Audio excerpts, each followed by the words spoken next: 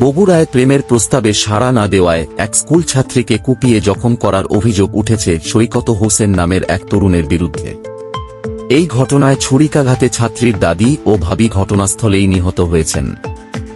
ঘটনাটি ঘটে বুধবার রাত 8:30টার দিকে বগুড়া শহরের 14 নম্বর ওয়ার্ডের ইসলামপুর হরিগাড়ি এলাকায়। নিহতরা হলেন লাইলি বেগম 65, মৃত আব্দুল কুদ্দুসের স্ত্রী; হাবিবা ইয়াসমিন 21, পারভেজ হোসেনের স্ত্রী। আহত কিশোরী স্থানীয় একটি বিদ্যালয়ের 10ম শ্রেণীর ছাত্রী। স্থানীয়রা জানায়, অভিযুক্ত সৈকত দীর্ঘদিন ধরে মেয়েটিকে উত্ত্যক্ত করে আসছিল। ঘটনার রাতে সে কিশোরীর বাড়িতে গিয়ে তাকে ছুরিকাঘাত করে।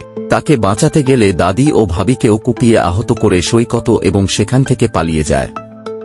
পরে স্থানীয়রা আহতের উদ্ধার করে শহীদ জিয়াউর রহমান মেডিকেল কলেজ হাসপাতালে নিয়ে যান।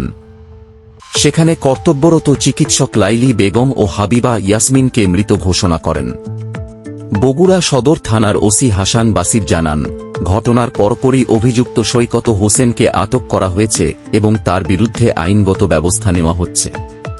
হাসপাতালের উপপরিচালক আব্দুল ওয়াদুদ জানান, নিহতদের শরীরে ধারালো অস্ত্রের একাধিক আঘাতের চিহ্ন ছিল। আহত ছাত্রীর অস্ত্রোপচার করা হয়েছে, তবে তার অবস্থা আশঙ্কাজনক। নিহতদের মরদেহ ময়নাতদন্তের জন্য হাসপাতালের মর্গে পাঠানো হয়েছে।